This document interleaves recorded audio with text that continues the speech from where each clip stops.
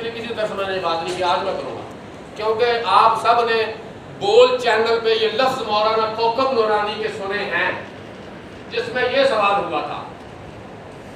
آج میں ذرا کھل کے اس لیے بیان کر رہا ہوں کہ یہ میرے الفاظ نہیں ہیں، میں غلط بات، میں آگ لگانے کا عادی نہیں، میں یہ بات صرف اس لیے سمجھ رہا ہوں، میں یہ نہیں کہہ رہا کہ فلاں دکان پر جا کر دیکھو یہ سب مال 2 نمبر پڑا ہے، میں اس لیے سمجھ رہا ہوں کہ ہم نے پیسے خرچنے کوئی ہمیں 2 نمبر مال نہ دے دے. میری بات سمجھ رہے ہیں؟ مجھے یہ غرض نہیں ہے انما الاعمال بالنیات، میں دکانوں کی تشہیر کرتا پھروں براٹیے بیٹھے. میرا مقصد یہ ہے آپ سب کو پتا ہو کہ گرانٹڈ اور اچھی چیز کا میں نے پیسے خرچنے کی تو کہنا ہے. مولانا کوکب نورانی سوال کے جواب میں کہتے ہیں تقلید اس لیے ہے اور ضروری ہے ہر اس بندے کے لیے جو جاہل ہے وہ کسی بات کو بغیر دلیل کے مانے. جائیے الفاظ نیٹ پہ پڑھیں. اب عام کو نہیں پتا ہے، اللہ کی قسم میرے سینکڑوں حنفی بھائی میرے دوست ہیں، قریبی ہیں، وہ اس بات کا انکار کرتے ہیں. وہ کہتے ہیں ہم پاگل ہیں کہ ہم رسول اللہ کی بات، ہم کسی کی بات کو رسول اللہ کی دلیل کے بغیر مانیں. میں کہا بھئی یہ پھر آپ کو غلطی لگتی ہے، آپ کے علم میں فرق ہے، آپ جس کام میں پھنسے ہوئے اس میں یہی بات. کتنے ہی لوگوں نے یہ بات سنی ہے کہ بغیر دلیل کے کسی کی بات کو ماننا اس کو تقلید کہتے ہیں. اچھا اگر یہ کام نہیں تو پھر تقلید کا نام کیا ہے؟ اگر یہ بات آپ کہہ رہے ہیں کہ نہیں اس لیے نہیں، تو پھر یہ تقلید لفظ کیوں ہے؟ کیونکہ شریعت میں تو نہیں ہے. تقلید لفظ تناطے کے اندر ہے جو گلے کے اندر ڈالا جاتا ہے. اب یہ بات میں مسئلہ امام ابو حنیفہ رحمہ اللہ کے علم سے لوں، میں مسئلہ امام شافعی رحمہ اللہ کے علم سے لوں، میں نہ مسئلہ تمام کسی بھی ائمہ کے کسی امام کے فہم سے مسئلہ لوں، لیکن اس کے پیچھے گارنٹی کیا ہونا چاہیے؟ قال رسول اللہ. تو پھر غیر یقینی ختم. کیوں ختم؟ اب بات کس کی آ گئی؟ آمنہ کے لاگی. نہ جس کی بات میں شک ہے نہ جس کی ذات میں شک ہے، نہ جس کی بات میں شک ہے نہ جس کی ذات میں شک. اور ایک اور بڑی خوبصورت بات، جبریل امین علیہ السلام رسول اکرم صلی اللہ علیہ وسلم کو قرآن سنایا. آپ نے جلدی جلدی پڑھنا شروع کیا. آپ جانتے ہیں کہ آپ باقاعدہ کریں گے، آپ کا نہیں. امی کہتے ہیں ان پڑھ، امی کا لفظ آپ کے لیے استعمال. اللہ تعالیٰ نے کہا کہ نبی تو آہستہ آہستہ کہہ کے پڑھ، اس کو یاد کروانا اور اس کا مطلب بنانا ہی بتانا یہ ہمارے ذمہ ہے. تو فکر ہی نہیں. ہم نے نبوت کا وہ تاج پہنایا ہے جو تمام انبیاء کا سردار بنا دیا ہے، اب خامی کوئی نہیں.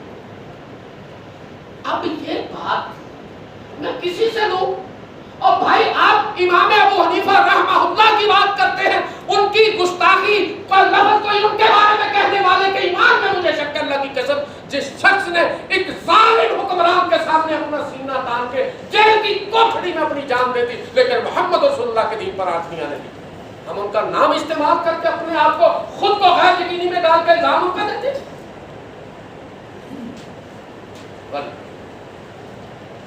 ادھر دیکھیں، شیطان بات بتا کے گیا، ایک چور بن کر آیا، صحابی کو چوری میں پکڑ لیا. ابو ہریرہ رضی اللہ تعالیٰ عنہ نے وعدہ کیا کہ مجھے چھوڑ دے، تجھے ایک اچھی بات بتاتا ہوں. کس نے بات بتائی؟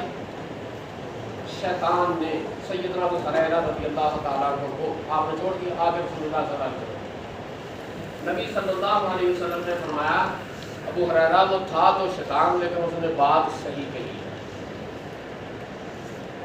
اب کیا آپ کہیں گے کہ ابو ہریرہ رضی اللہ تعالیٰ عنہ نے یہ بات شیطان کی مانی ہے؟ دلیل آمنہ کے لال کی دلیل. بات سمجھ آ رہی ہے؟ وہ بات کی شیطان نے، دلیل کس نے دی؟ محمد رسول اللہ نے.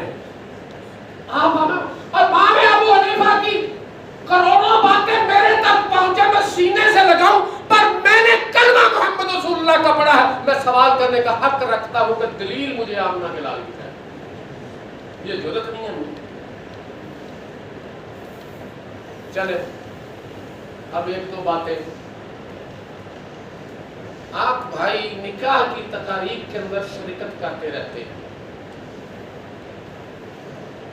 آپ اکثر نکاح کو دیکھتے ہیں, نکاح ایجاب و قبول کا نام ہے. وہ بندہ جو اپنی بیٹی کی طرف کوئی آنکھ اٹھا کے دیکھے تو اس کی آنکھ پھوڑ دے, وہ بندہ کسی غیر کے بیٹے کے ساتھ اپنے ہاتھ سے خوشیوں کے ساتھ سر پہ ہاتھ شفقت کر کے اس کے آگے لگا دیتا ہے, اس لیے کہ اب کیا ہوا, نکاح بڑھ گیا.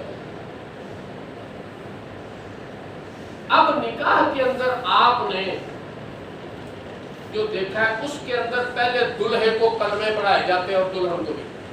کس کس نے یہ دیکھا کہ ذرا ہاتھ کھڑا کریں؟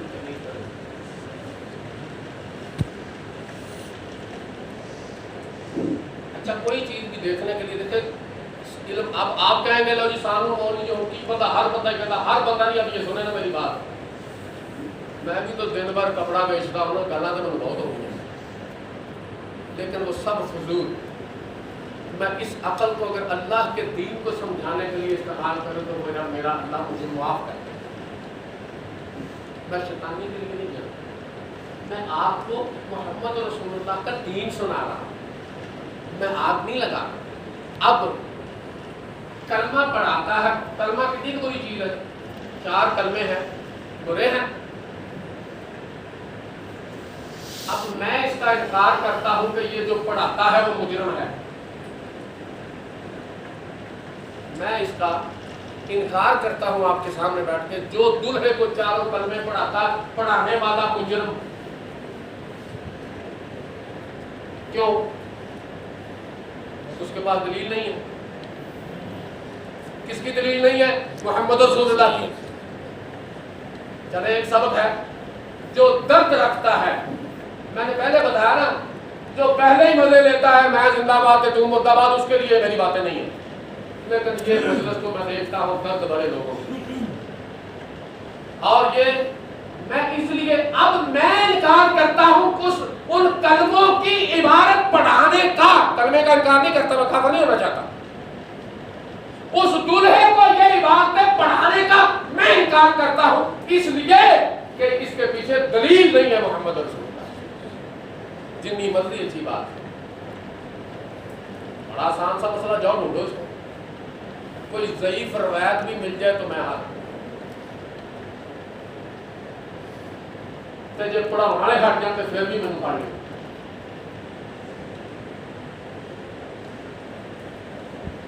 نہ خام خامی, اور کوئی جرت بھی نہیں کرے گا. میں کہہ رہا ہوں نا, میں نے صبح کے بعد اندر کو نہیں کی بیٹھ کے, میں اس مجلس میں اہل علم کے سامنے کہہ رہا ہوں, جو یہ دلہے کو کلمے پڑھائے وہ مجرم. میں کہتا ہوں میری دلیل یہ ہے کہ ان کلموں کے پڑھانے کے پیچھے محمد رسول اللہ کی دلیل نہیں ہے. بتائیں آپ کس کو صحیح سمجھیں, مجھے یا اس مولوی کو؟ بات ہی کی ہے نا یار, کوئی گل نہیں, غلطی کرو. ٹھیک ہے, جرت بھی نہیں کریں گے اور پھر کہیں گے کی کریے جی, سارے مولوی کہتے اللہ کے رسول کی گل. کچھ جو کہے اللہ کے رسول نے پڑھائے ہیں وہاں مجھے بنا لو اللہ کی قسم, وہ بات ثابت ہو جائے آپ پر میرا قتل حرام. آپ کہتے ہیں مولوی فرقہ واریت نہیں مکتی. میں کتنی بڑی بات کر رہا ہوں, چھوٹی بات ہے. ہر نکاح پہ کلمے مولوی صاحب جو شروع دے دیں.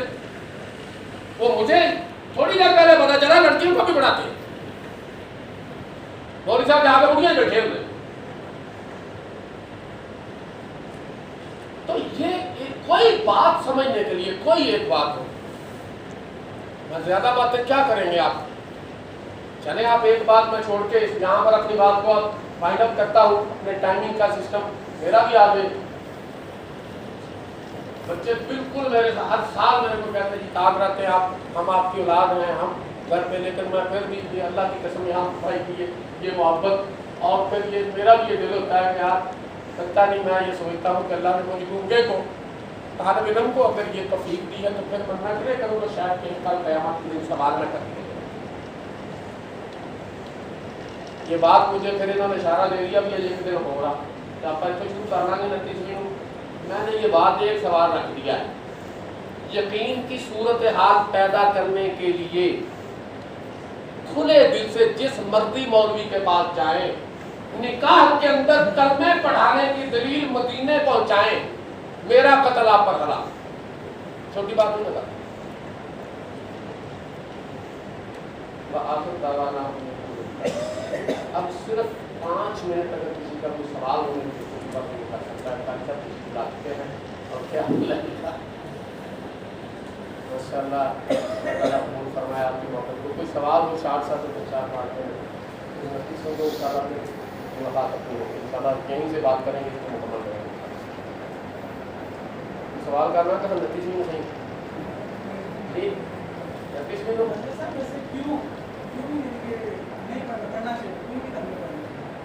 ہاں یہی تو بات ہے, یہی تو بات ہے کہ جو سمجھ گیا. اب حجاج بن یوسف ہے, ٹھیک ہے, اس نے قرآن پاک کے اوپر زیر زبر پیش لگائی ہے. قرآن پاک کے اوپر زیر زبر پیش نہیں تھی, ٹھیک ہے. اس نے کیوں لگائی ہے کہ جو اجمی لوگ ہیں وہ قرآن پاک ٹھیک پڑھ سکیں, کیونکہ عربی لوگ جو تھے کیونکہ ان کی اپنی زبان تھی وہ قرآن پاک ٹھیک پڑھتے تھے. اب اجمی لوگ جو تھے ہم لوگ ہیں, ہم اگر قرآن پاک کو زیر زبر لگے گی تو ہم صحیح طریقے سے پڑھیں گے. جبکہ آپ وسلم نے تو زیر زبر نہیں لگائی, کسی صحابہ نے تو زیر زبر لگائی. کس نے؟ حجاج بن یوسف وقت کا جو ظالم بادشاہ ہے. ایسے ہی ہے زکر کا, لوگ اس کو کہتے ہیں کہ ظالم اس بندہ جبری ہے, لیکن آپ وقت کا کہتے ہیں کہ اس بندے نے جو کام کیا ہے شاید ہی بخشا جائے. اب اگر اس نے جو کام کیا اس سے اس کی بڑی غلطی کو اگلے نتیجے کو نہیں آپ کی بات کا میں جواب دیتا ہوں. قرآن کی زیر زبر کے اندر فرق ڈالنے والا وہ اسلام دائرہ اسلام سے خارج جان بوجھ کر. سن تو لینا, میں کہتا ہوں فرق ڈالنے والا, لگانے والا نہیں. میری بات پہ آپ نے خود ہی اپنا مسئلے کا جواب بھی بتا دیا کہ ہم اجمی ہیں, ہم عربی کو سمجھتے نہیں. اس نے ہمارے لیے عرب دان نے آسان کر دیا کہ عربی اجمی قرآن کو کیسے پڑھیں گے. وہ اگر اب زیر کو زبر پڑھیں گے تو مطلب بدل جائے گا, کیونکہ ہم عربی نہیں جانتے. ٹھیک ہے نا جی. انہوں نے ہمارے لیے آسانی کیا ہے, اس زبان کو سمجھانے کے لیے گرامر کا کام کیا ہے, نہ کہ دین کو تبدیل کیا ہے. نہیں تبدیلی کوئی بھی نہیں. اس نے ہماری غلطی کو بچانے کے لیے ہمارے جو تراجم ہیں ہماری زبان میں چونکہ اچھا ہے نا, نہیں یہ بات کر رہا ہوں, عمل اچھا ہے. نہیں بولا دین بدلا نہیں جا سکتا, اور قرآن تو بالکل نہیں بدلا جا سکتا, کسی صورت بھی اس کے زیر زبر کو نہیں بدلا جا سکتا. انہوں نے ہمارے پر یہ احسان کیا ہے کہ تم اجمی ہو, تم عربی کو نہیں سمجھتے. جو انہوں نے ہمارے پر احسان کر دیا کہ اجمیوں قرآن کو اس طرح پڑھنا, قرآن کو اس طرح پڑھنا, پیش کو پیش پڑھنا, زیر کو زیر پڑھنا, چونکہ تمہاری زبان نہیں ہے. اس نے نہ قرآن کو بدلا ہے نہ اس کے معنی کو بدلا, بلکہ ہماری رہنمائی کی ہے کہ جا. لیکن یہ باوجود اجے بھی ساڈے گھر میرے گھر دے لاگے جڑی مسجد ہے میں سڑ جانا پیچھے کھلوتا مارنا. وہ اینو ہا تے تو اینو کچھ تو پیچھے پھر جڑا ساڈا بالن ہونے میں اب اور میں جب کسی جگہ اور بھی جا کے نماز اس لیے پڑھ لیتا ہوں, صرف یہ ہوتا ہے کہ مجھے پتہ چل جاتا ہے اور مجھے بڑی تکلیف ہوتی ہے کہ یار یہ کیوں. وہ جو بات آپ کی ہے نا, انشاءاللہ میں اس پر اگلی گفتگو میں کروں گا کہ تبدیلی یہ جو نئی چیزیں ہیں ان پہ کس طرح سے کہاں تک اجازت ہے. اس میں کوئی تبدیلی نہیں ہے.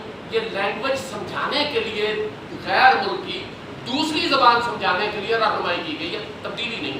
کلمہ جو ہے یہ سمجھانے کے لیے نہیں ہے, سمجھانے کے لیے نہیں, بلکہ اس کی آپ جب جائیں گے تو پھر وہ بتائیں گے کہ اس لیے ہم پڑھاتے ہیں, تو میں نہیں وہ لفظ کہہ سکتا. ٹھیک ہے نا, ٹھیک ہے جی. پھر بس 5 منٹ سے. ہاں جی. ایک عام آدمی کیسے, اگر کوئی امام پیش کرتا یہ حدیث ہے, ایک عام آدمی کیسے تحقیق اس سے کرے گا کہ وہ اس کے تحت تو عربی یا مختصر جواب دے دیتا ہوں, اور انشاءاللہ اسی کی تفصیل میں نے سمجھانی ہے, کیونکہ میں آپ کو دوراہے پہ چھوڑ کے نہیں جاؤں گا. انشاءاللہ 29 تاریخ کو آپ کو یہ بھی بتاؤں گا کہ ہمیں کیا کرنا ہے. لیکن آپ مختصر سن لیں، میرا عقیدہ یہ ہو کہ میں نے بات رسول اللہ کی اور آپ کے طریقے کی ماننی ہے. آپ جس کے مرضی پاس جائے اس سے سوال کریں. میں یہ کام کرنے لگا ہوں، اس میں نبی صلی اللہ علیہ وسلم کا حکم یا طریقہ کیا ہے، وہ جو بتاتا ہے. اگر وہ جان بوجھ کے غلط بتائے گا آپ اس پہ عمل کریں گے، آپ کو نیکی ملے گی، انہوں تو اڈے سے شتر کریں گے. اگر اس کو غلطی لگی اللہ اس کو بھی معاف کرے. میرا عقیدہ یہ ہونا چاہیے کہ میں اس سے جا کے پوچھوں، میں اس سے جا کے پوچھوں کہ اللہ کے نبی کی یہ بات، یہ طریقہ کیسے ہے. اب یہ آپ جا کے پوچھیں نا کہ رسول اللہ صلی اللہ علیہ وسلم نے اپنی بیٹیوں کے صحابہ کے نکاح کس طرح پڑھائے. آپ کی بات تو ایسے مان کے، لیکن بہت سارے اختلافات ایسے نکلتے ہیں. اب پہلے اس مسجد میں نماز پڑھتے ہیں، تراویح پڑھتے ہیں 20 تراویح. آپ سے سب نے 20 تراویح تو نہیں پڑھی، 3 دن تراویح پڑھی ہے، 2 دن پڑھی، کچھ کہتے ہیں نہیں پڑھی، کچھ کہتے ہیں کہ 2 دن پڑھی، کسی نے کہا 3 دن. لیکن ہم کرتے ہیں. پھر آپ کا نام کیوں کرتے ہیں؟ آپ کا نام عثمان غنی سے. عثمان غنی، اللہ تعالیٰ آپ کو جزائے خیر دے. یہ آپ کا درد اگر ہر بندے کا بن جائے انشاءاللہ ہمیں رستہ مل سکتا ہے. آپ 29 کو تشریف آئے گے. انشاءاللہ ہم کوشش یہ کریں گے کہ ہم تھوڑی سی تمہیدی بات کر کے سوال و جواب کی نشست چلائیں گے، کیونکہ یہ سمجھ گئے تو ہماری آخرت بن جائے گی. یہ نہ سمجھے تو نہ کرنے کا کوئی فائدہ نہیں.